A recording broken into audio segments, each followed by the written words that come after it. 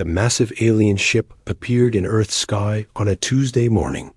It was dark silver and shaped like a giant sword, 10 miles long and bristling with weapons that could turn cities into dust. People all over the world stopped what they were doing and stared up at the sky in fear. The ship came from the Zephyrian Empire, a race of warriors who had conquered 17 different star systems. They were tall, powerful beings with razor-sharp claws and skin like armor. For the past 50 years, they had been listening to Earth's radio signals and television broadcasts, studying human behavior and learning about their wars. War Commander Dexful stood on the bridge of his flagship, looking down at the blue planet below. He was 8 feet tall, with muscles that could crush steel and scars from 100 battles. His yellow eyes glowed with interest as he watched the tiny human ships scramble around Earth's moon. "These humans are interesting," he said to his second-in-command, Officer Vexstar. "They fight each other constantly, but they also show courage and cleverness." "Perhaps they might be worthy opponents," Vexstar nodded. "The intercepted broadcasts show they have many warriors. Their soldiers fight in places called Afghanistan and Iraq. They have weapons that can destroy entire cities." "Yes, but we must test them properly," Dexfall replied. "We cannot simply attack without knowing their true strength. That would be wasteful." The Zephyrians had a code of honor. They believed that true warriors should face each other in single combat before armies clashed. This way, they could measure the courage and skill of their enemies. If the humans proved worthy, the Zephyrians would offer them a chance to surrender with honor. If not, they would be conquered like any other weak species. 3 days later, a smaller Zephyrian ship landed at the lunar station, orbiting Earth's moon. The station was humanity's first major outpost in space, home to 300 scientists, engineers, and military personnel. It was also where Earth's governments met to discuss important matters. The alien delegation walked through the station's corridors, their heavy footsteps echoing off the metal walls. Human guards watched nervously as the 7-foot-tall beings passed by. Even the smallest Zephyrian looked like he could tear a human apart with his bare hands. In the main conference room, representatives from Earth's major nations waited around a large table. General Frank Carter from the United States sat next to Dr. Lu Wei from China. Ambassador Maria Santos from Brazil checked her notes while Colonel Ivan Petrov from Russia stared at the door. When the Zephyrians entered, the room fell silent.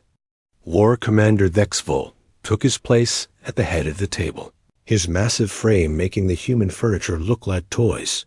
"People of Earth," he began, his voice deep and commanding. "I am War Commander Dexful of the Zephyrian Empire. We have studied your species for 50 of your years. We find you potentially interesting." General Carter cleared his throat. "What do you want from us?" "We wish to test your worthiness as warriors," Dexfall replied. "Your broadcasts show that you fight amongst yourselves with great frequency. This suggests you may have the warrior spirit we respect. And if we refuse this test?" asked Dr. Lu Wei. Dexfall's eyes narrowed. "Then we will assume you are weak and unworthy. Your planet will be conquered, and your people will serve the Empire." The human representatives exchanged worried glances. They had seen what Zephyrian weapons could do from the scanning reports. Earth's military might would be no match for the alien technology. "What kind of test?" asked Ambassador Santos. "Single combat," Dexfall announced. "You will send your least dangerous warrior to face our champion Korthax. If your warrior wins, we will consider you worthy of peaceful contact. If our champion wins, you will submit to Zephyrian rule." The humans looked confused. Colonel Petrov leaned forward. "You want us to send our weakest fighter?" "Precisely," Dexfall smiled, showing rows of sharp teeth. "We wish to see what even your weakest can accomplish. If your least dangerous warrior can provide entertainment, then your true warriors might be worthy opponents. General Carter felt his heart sink. The aliens were so confident in their superiority that they wanted to fight Earth's weakest soldier. Just for fun. It was both insulting and terrifying. "How long do we have to decide?" asked Dr. Liu Wei. "3 of your days," Dexval replied. "Choose carefully. Your species' future depends on this single combat." After the aliens left, the human representatives sat in stunned silence. They had one of the most important decisions in human history to make, and they had no good options. "We need to call an emergency session," General Carter said finally. "Every military leader on Earth needs to hear about this." Within hours, video conferences were connecting military bases, government buildings, and command centers across the globe. The debate was intense and desperate. "How do we choose the least dangerous warrior?" asked General Martinez from Spain. "Do we send someone with no training at all?" "That would be suicide," replied General Anderson from Australia. "We need someone with at least basic combat skills, but not too skilled," added General Dubois from France. "If we send someone too competent, we're not following their rules." The discussion went on for hours. Some suggested sending a new recruit, fresh from basic training. Others wanted to send someone from the reserves who had minimal combat experience. A few even suggested sending a military cook or mechanic. Finally, General Carter had an idea. "What about someone from the National Guard? Someone who has basic training but works a civilian job most of the time?" "That could work," agreed General Yang from South Korea. "But who?" The search began immediately. Military databases were scanned for part-time soldiers with minimal combat experience. The candidates had to have basic training, but no real battlefield experience. They also had to be physically average, not too strong, not too weak. After 12 hours of searching, they found their man. Danny Wright, a 28-year-old maintenance technician from Ohio. He served 1 weekend a month in the National Guard and had completed basic training 3 years earlier. His military record showed no combat experience, and his fitness reports were average at best. Danny worked for a commercial heating and cooling company, spending his days fixing air conditioners and repairing plumbing. He had never fired a weapon in anger and had never been in a real fight. By every measure, he was exactly what the Zephyrians had asked for: Earth's least dangerous warrior. The only question now was whether he would survive long enough to make humanity proud. Danny Wright was fixing a broken air conditioner in a Cleveland office building when 2 men in black suits found him. He was lying on his back under a desk, wrench in hand, trying to reach a stubborn bolt when he heard footsteps approach. "Danny, right?" asked one of the men. "Yeah, that's me," Danny replied, not bothering to come out from under the desk. "If you're here about the 3rd floor unit, I'll get to it this afternoon." "Mr. Wright, we're with the government. We need you to come with us immediately." Danny slid out from under the desk and looked at the 2 serious-faced men. They wore identical black suits and sunglasses, and they looked like they had never smiled in their lives. "Is this about my taxes?" Danny asked, wiping his hands on his work coveralls. "Because I filed them on time this year." "No, sir. This is a matter of national security." 2 hours later, Danny found himself on a military transport plane heading toward a classified location. The men in suits had given him just enough time to pack a bag and call his boss. They told him he was being recalled to active duty for a special mission, but they wouldn't explain what kind of mission. Danny had joined the National Guard after high school because he needed money for college. He served 1 weekend a month and 2 weeks every summer, mostly doing maintenance work on military vehicles and equipment. He had never expected to be called up for anything important. The plane landed at a secret airfield in Nevada, where Danny was transferred to a shuttle that took him to a space elevator. He had never been to space before, and the ride up to the lunar station made him feel sick to his stomach. When he arrived at the station, Danny was taken to a briefing room where General Carter waited with several other officers. The general looked tired and worried, like a man who had not slept in days. "Sit down, son," General Carter said. "We need to explain why you're here." For the next hour, Danny listened in growing disbelief as the officers explained the situation. Aliens had demanded single combat with Earth's least dangerous warrior. They had chosen him because his military record showed minimal combat experience and average physical fitness. "You want me to fight an alien?" Danny asked when they finished explaining. "That's correct," General Carter replied. "We know it's a lot to ask, but Earth's future depends on this fight." Danny rubbed his forehead. "General, I fix air conditioners for a living. I've never been in a real fight in my life. The most dangerous thing I do is climb ladders to reach rooftop units." "That's exactly why we chose you," said Colonel Parker, the station's military commander. "The aliens specifically asked for our least dangerous warrior. You fit that description perfectly." "But I'm going to get killed," Danny protested. "These aliens are warriors who've conquered 17 star systems. I'm a guy who gets nervous when my customers complain about their heating bills." "We understand your concerns," General Carter said gently. "But we don't have a choice. If we don't send someone, they'll destroy Earth. At least this way, humanity has a chance." Danny was given quarters on the station and introduced to Linda Rodriguez, the chief engineer who would be his handler. Linda was a tough woman in her 40s who had helped design many of the station's systems. "Look, Danny," she said as she showed him around the station, "I'm not going to lie to you. This is probably a suicide mission. But maybe, just maybe, you can surprise them." "How am I supposed to surprise warrior aliens who've never lost a fight?" Danny asked. "I don't know," Linda admitted. "But humans have a way of finding solutions to impossible problems. Maybe you'll think of something." The next day, the Zephyrian delegation arrived to inspect their opponent. War Commander Vexfall and his officers walked into the hangar where Danny was waiting. The humans had dressed Danny in his best military uniform, but he still looked ordinary compared to the towering aliens. Vexfall circled Danny like a predator studying its prey. Danny stood at attention, trying not to show his fear, but his hands were shaking slightly. "This is your least dangerous warrior?" Vexfall asked General Carter. "Yes, sir."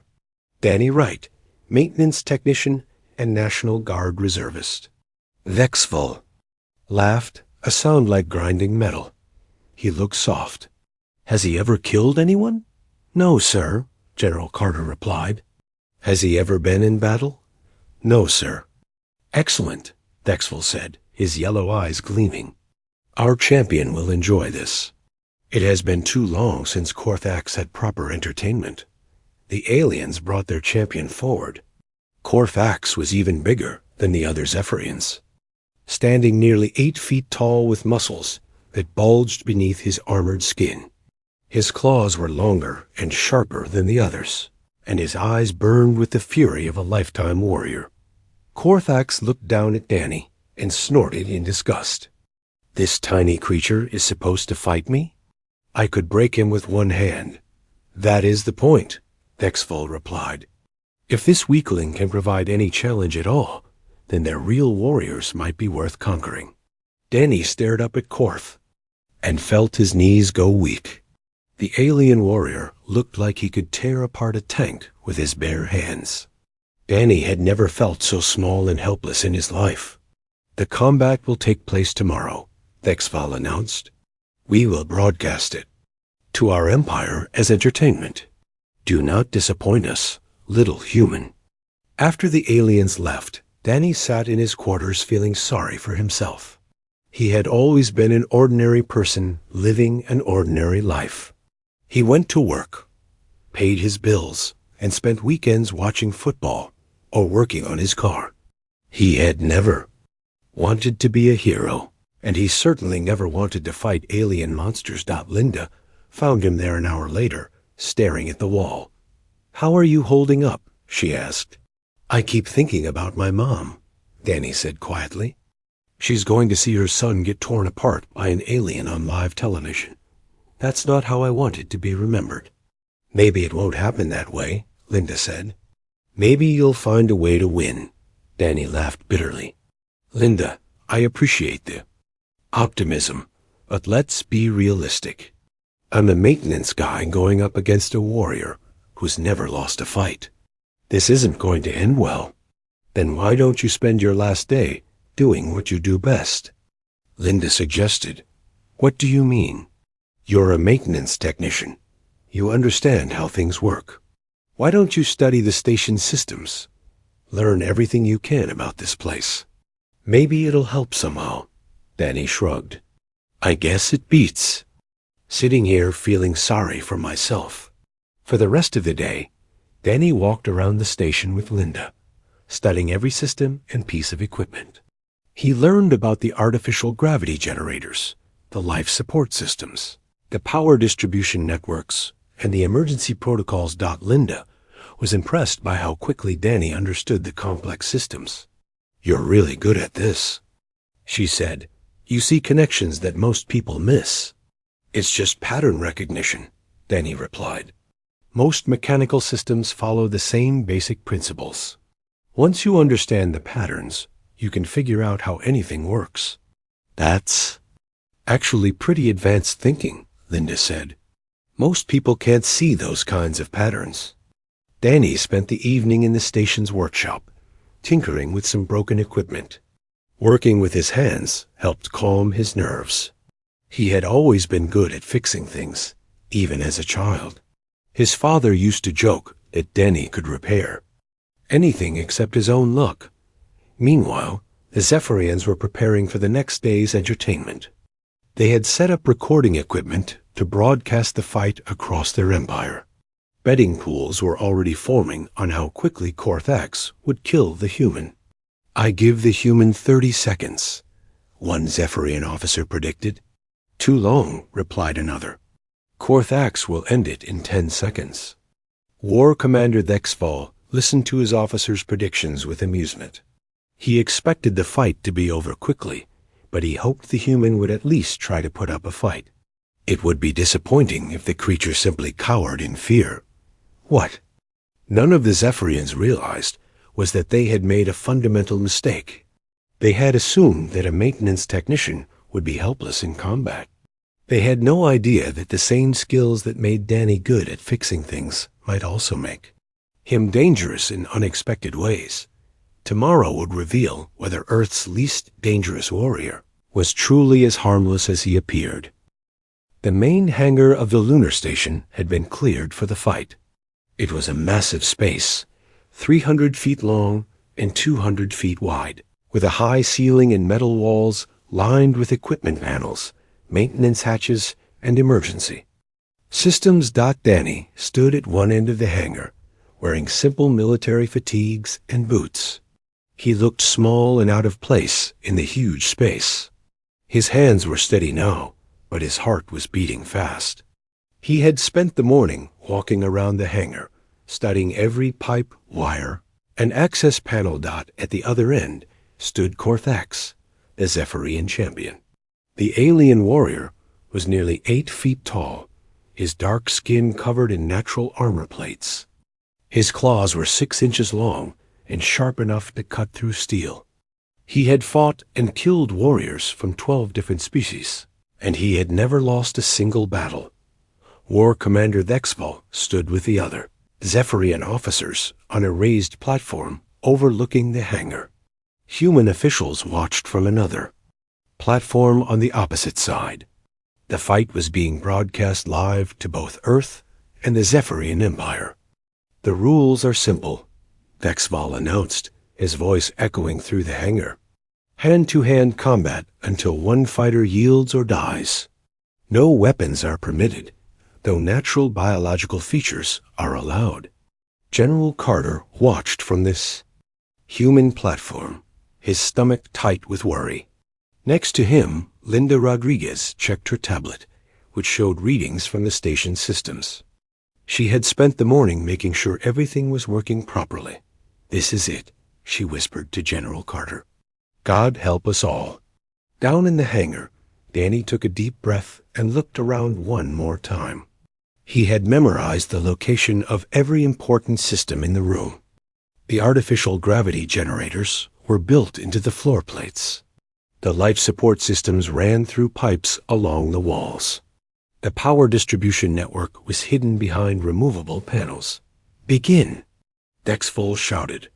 Korthax roared and charged.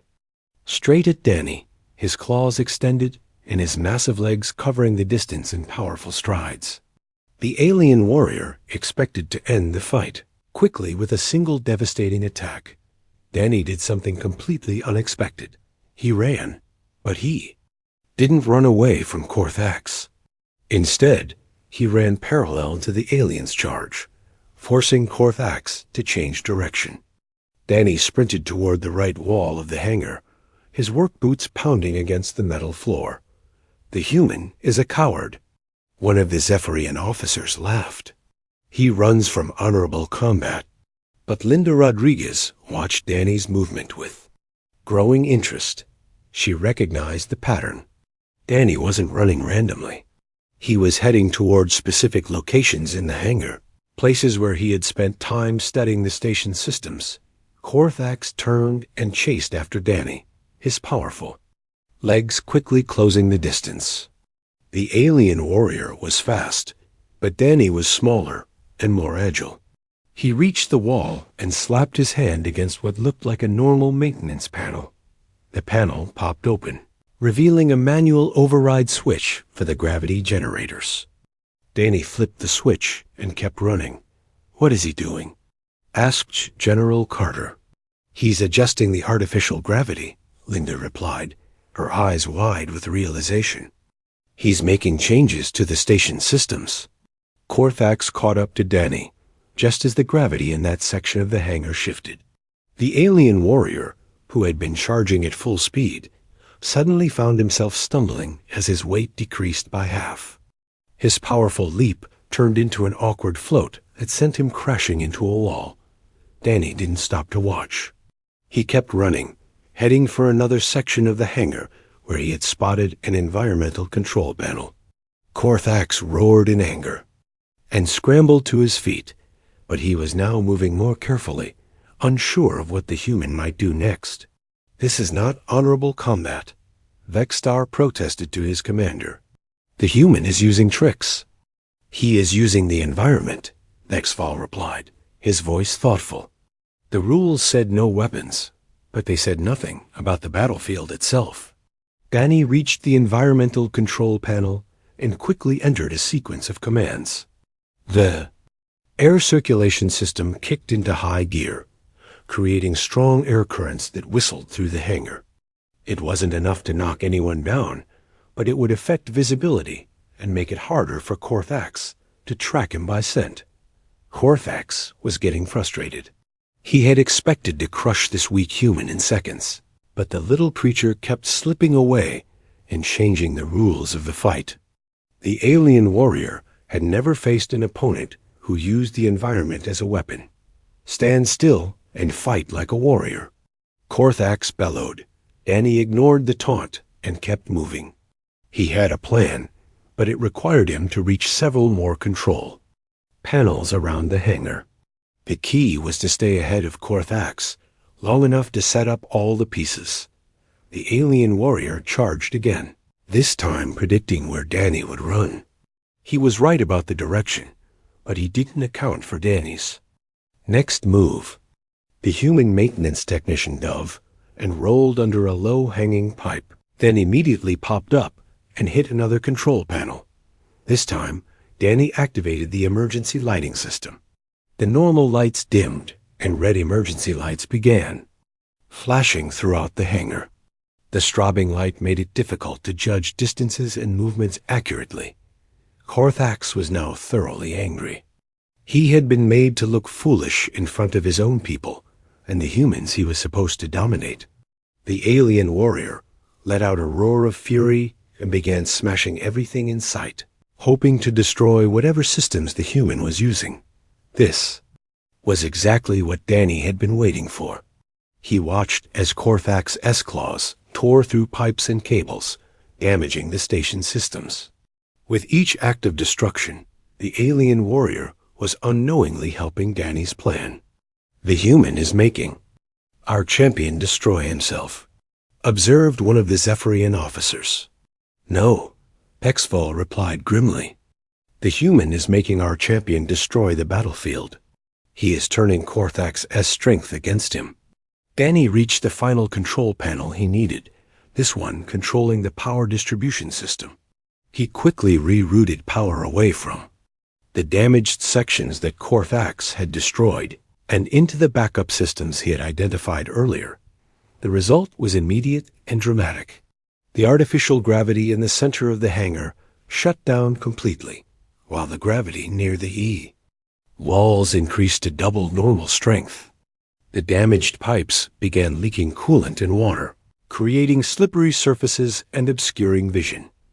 Korthak found himself caught in the zero-gravity zone, floating helplessly, while Danny remained near the walls where he could still walk normally.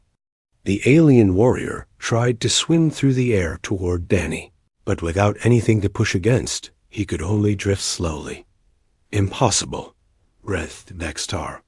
"How does this maintenance worker understand our ship systems better than we do?" "It is not our ship," Dexfall replied. "It is their ship, and he understands it perfectly." Danny moved along the wall, staying in the high-gravity zone where he had secure footing.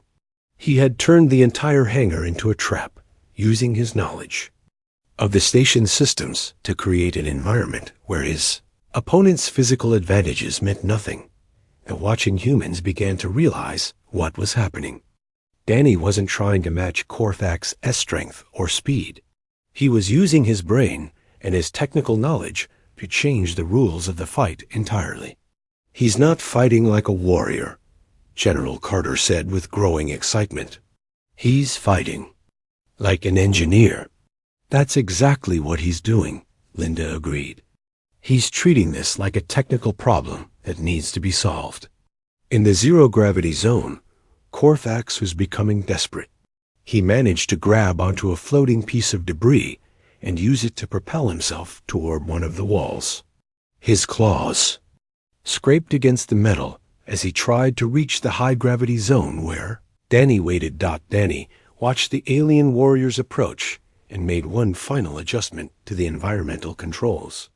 The air circulation system, which had been creating mild currents, suddenly kicked into maximum overdrive. The powerful fans created a windstorm inside the hangar, turning the floating debris into a whirlwind of dangerous projectiles.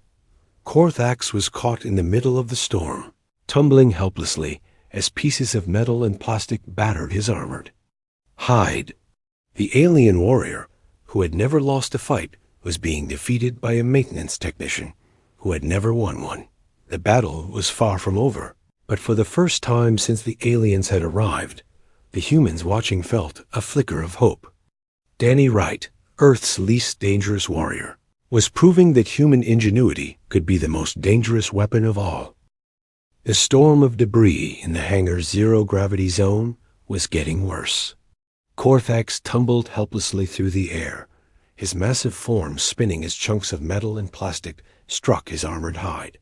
The alien warrior had never experienced anything like this in his decades of combat. Danny clung to a support beam near the wall, safely in the high-gravity zone where his feet could find purchase. He watched the alien champion struggle and felt a mix of satisfaction and fear. His plan was working, but he knew Korthak was far from defeated. The alien warrior was tough, and sooner or later he would find a way to reach the walls.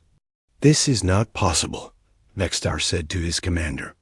"A maintenance worker cannot defeat our greatest champion." War Commander Thexful watched the battle with growing respect and worry. "This human is not fighting like any warrior we have encountered. He does not try to match strength with strength. Instead, he changes the nature of the battle itself. But surely Korthax will adapt, Vextar replied. He has fought in many different environments. Has he? Exval asked. Has he ever fought in a place where the environment itself was controlled by his enemy? On the human observation platform, Captain Pete Johnson from Earth's Space Command leaned forward with excitement. Do you see what he's doing? He's not just using the station's systems. He's thinking 3 steps ahead. General Carter nodded. Every move he makes forces the alien to react, and every reaction makes the situation worse for the alien. Linda Rodriguez was monitoring the station's systems on her tablet. Danny's been incredibly careful. He's modified the environmental controls without damaging any critical systems. It's like he's performing surgery on the entire station. Down in the hangar, Korthax managed to grab onto a floating piece of equipment and use it to propel himself toward the nearest wall. His claws scraped against the metal as he tried to pull himself into the high-gravity zone. But Danny was ready for this. The human maintenance technician had spent his time studying not just the station's systems, but also Korthax's movements. He was learning to predict where the alien warrior would go next. As Korthax's S-claws found. Perched on the wall, Danny quickly moved to another control panel. This one controlled the heating and cooling systems. With a few quick adjustments, he began pumping superheated air through the vents near where Korthax was climbing. The alien warrior's armored skin could withstand most temperatures, but the sudden blast of hot air made him lose his grip. He fell back into the zero-gravity zone, cursing in his native language. The human is learning, observed one of the Zephyrian officers. He watches our champion's movements and adapts his strategy accordingly. Yes, Exval replied grimly.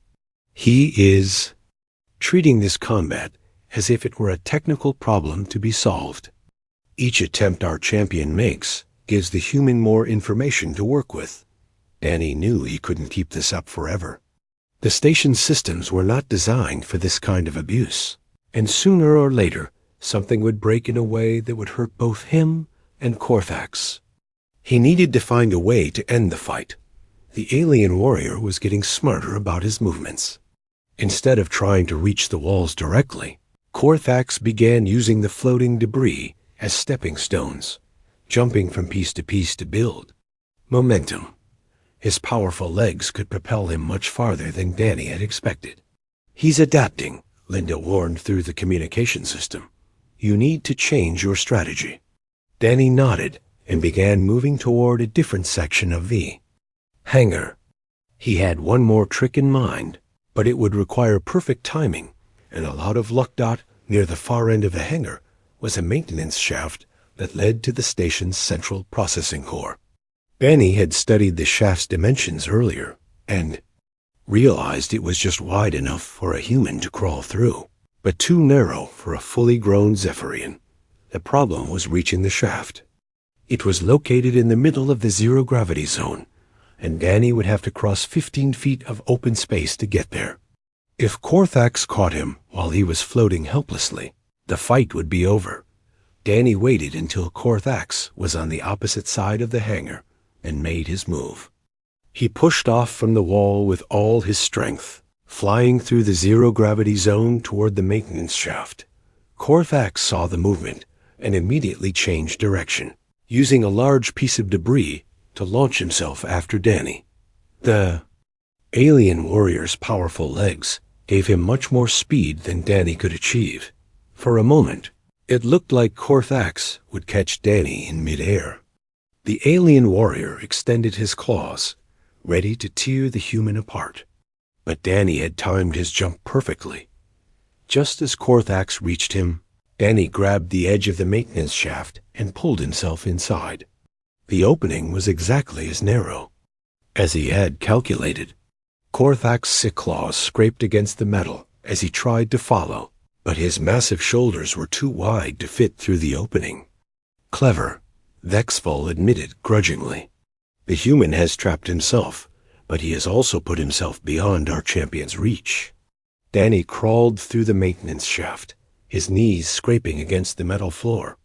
The shaft was dark and cramped, but he had studied the station's blueprints and knew exactly where it led. Behind him, Korthax roared in frustration and began tearing at the walls around the shaft opening. The alien warrior's claws could cut through the metal, but it would take time to widen the opening enough for him to fit through. Danny reached the end of the shaft and emerged into a small room filled with computer equipment and control panels. This was one of the station's main processing centers, where many of the environmental systems were controlled. "Where did he go?" asked General Carter. Linda checked her tablet and smiled. "He's in Processing Center C. He has access to most of the station's primary systems from there." Danny quickly began typing commands into the control systems. He had a plan, but it would require him to coordinate multiple systems simultaneously. He started by adjusting the artificial gravity generators throughout the station. Back in the hangar, Korthax was making progress widening the maintenance shaft opening.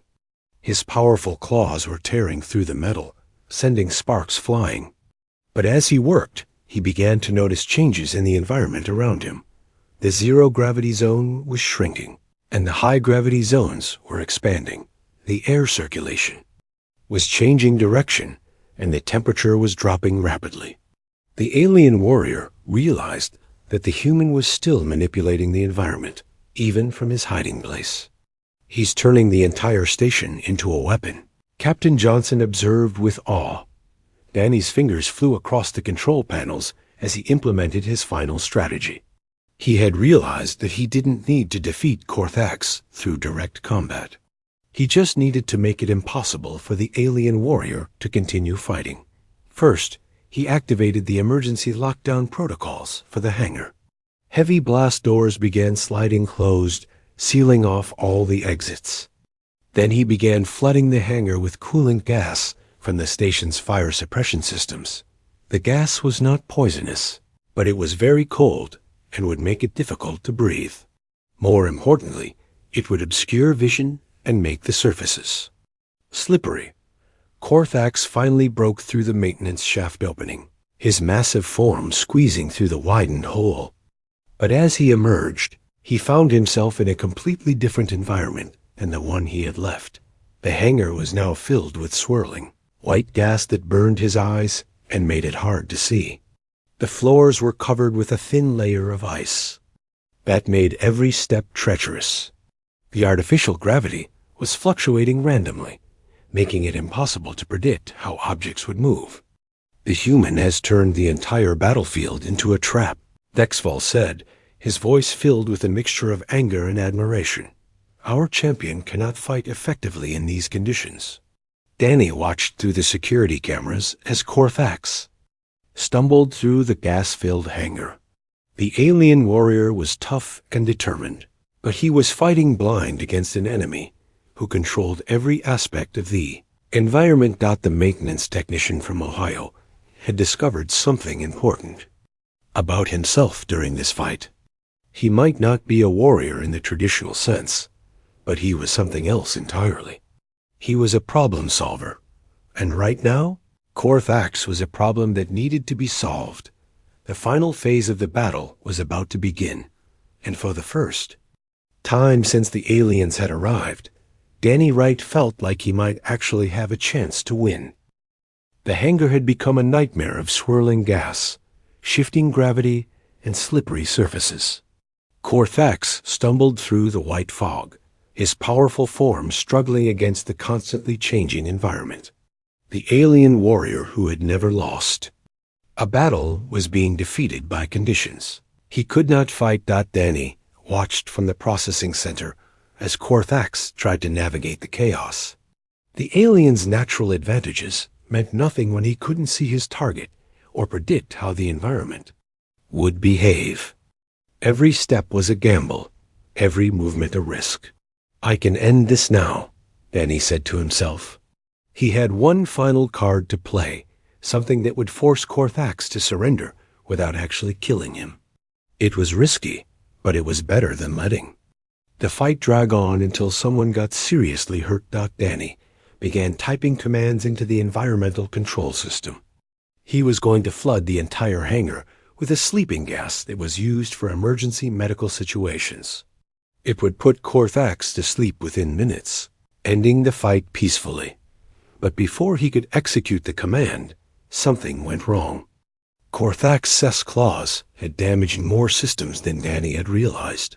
Sparks began flying from several control panels, and warning lights flashed throughout the processing center. "System overload," Danny muttered, quickly switching to manual controls. The automated systems were failing, and he would have to operate everything by hand. In the hangar, Korthax was getting desperate. The alien warrior could hear the human moving around somewhere in the station, but he couldn't locate him through all the gas and interference. His frustration was turning into blind rage. "Come out and fight me," Korthax roared, his voice echoing through the hangar. "Stop hiding like a coward." Danny heard the challenge through the communication system, but he ignored it. He was too busy trying to prevent a complete system failure that could damage the entire station. "The humans' tricks are failing," Vextar observed with satisfaction. "Soon our champion will find him." But War Commander Vexval was watching more carefully. He could see that the human was not hiding in fear. Instead, he was working frantically to control systems that were breaking down under the strain of the modified environment. "The human is not hiding," Vexval said quietly. "He is trying to prevent a catastrophic failure. He could have killed our champion several times already, but instead he is trying to end the fight safely." This observation troubled the Zephyrian commander. In all their years of conquest, they had never encountered an enemy who showed such restraint. Most species either surrendered immediately or fought to the death. This human was doing something entirely different. Danny managed to stabilize the critical systems, but the effort had cost him. Several of his environmental controls were now offline, and the hangar was slowly returning to normal conditions. The gas was clearing, and the gravity was stabilizing. He realized he had only one option left. He would have to face Korthax directly, without the protection of environmental controls. It was exactly what he had been trying to avoid. Danny left the processing center and began making his way back to the hangar through the maintenance tunnels. He moved carefully, knowing that Korthax would be waiting for him. As he approached the hangar, Danny could hear the alien warrior moving around, searching for him. The gas had almost completely cleared, and most of the environmental effects had worn off. It would be a fair fight now, which meant Danny was probably going to die. But as he crawled through the final maintenance shaft, Danny had an idea. It was desperate and dangerous, but it might be his only chance. He emerged from the shaft near a section of the hangar wall that contained the main power coupling for the artificial gravity system. If he could overload that coupling at just the right moment, he might be able to create one final distraction. Korthax spotted Danny immediately and charged across the hangar, his claws extended and his eyes burning with fury. The alien warrior had been humiliated enough. This time, he would not be denied his victory. Danny waited until Korthax was almost on top of him, then quickly opened the power coupling panel and grabbed 2 high-voltage cables. The electricity coursed through his body, making his muscles spasm with pain, but it also sent a massive power surge through the gravity system. The artificial gravity failed completely throughout the entire hangar. Both Danny and Korthax were suddenly floating in zero gravity. But Danny had been expecting it while Korthax was caught off guard. The alien warrior's charge turned into an uncontrolled tumble. He crashed into the wall where Danny had been standing, his claws scraping uselessly against the metal as he tried to find something to grab onto. Danny, meanwhile, used his knowledge of the hangar's layout to navigate through the zero gravity. He pushed off from walls and pipes, moving toward the maintenance shaft he had used earlier. But this time, he wasn't trying to escape. Instead, he grabbed the emergency repair kit from a wall-mounted cabinet and began working on the gravity systems. Manual controls. If he could restore partial gravity to just one section of the hangar, he could trap Corthax in a specific area. What is he doing now? Asked General Carter, watching the confusing scene unfold. He's trying to create a gravity. Well, Linda replied, studying her readings. If he can get the gravity generators working in just the right spot, he can pin Corthax down without hurting him. It was incredibly difficult work. Danny had to repair damaged circuits while floating in zero gravity, all while avoiding Corthax, who was trying to reach him. The alien warrior was learning to move in zero gravity, using his claws to pull himself along the walls. Finally, Danny managed to restore gravity to a small section of the hangar floor. He quickly programmed it to maximum strength, creating a zone where gravity was 5 times normal Earth strength. Corthax was floating directly above that zone when Danny activated it. The alien warrior was suddenly pulled down with tremendous force, slamming into the floor and pinned there by his own weight. The massive alien struggled to move, but under 5 times normal gravity, even his powerful muscles could barely lift. His arms. He was trapped as effectively as if he had been buried under a pile of rocks. "Do you yield?" Danny called out, floating safely above the gravity well. Corthax roared in fury and tried to stand, but the crushing weight made it impossible. He had been defeated not by superior strength or advanced weapons, but by a maintenance technician who understood how things worked. "I yield," Corthax finally gasped, the words torn from his throat by the weight pressing down on him. Danny immediately reduced the gravity to normal levels, allowing the alien warrior to breathe freely. Corthax slowly climbed to his feet, his pride wounded but his body intact. War Commander Thexfall entered the hangar with his officers, their faces showing a mixture of shock and respect. They had never seen anything like what had just happened. "The combat is concluded," Thexfall announced. "The human warrior has achieved victory." "I'm not a warrior," Danny said quietly, floating down to land near the alien commander. "I'm just a guy who fixes things." "That," Thexfall replied, "is what makes you so dangerous." The implications of the fight were already spreading throughout the Zephyrian Empire. If Earth's least dangerous warrior could defeat their greatest champion, what could their real warriors accomplish? The thought was both terrifying and fascinating. 3 days later, the Zephyrian fleet departed from Earth's solar system, but they left behind a message that would be repeated across the galaxy. Humanity was not to be underestimated. They did not fight like other species. They did not think like other species. And that made them perhaps the most dangerous warriors. In the universe, Danny Wright returned to Earth as an unexpected hero, though he insisted he had just done what any good maintenance technician would do. He had identified the problem and fixed it. The problem had just happened to be a 7-foot alien warrior who had never lost a fight. Years later, when other alien civilizations heard the story of the human maintenance worker who had defeated the Zephyrian champion, they would understand an important truth about Earth's people. The most dangerous humans were not always the ones who called themselves warriors. Sometimes they were the ordinary people who refused to accept that a problem could not be solved. And in a universe full of problems, that made humanity very dangerous indeed.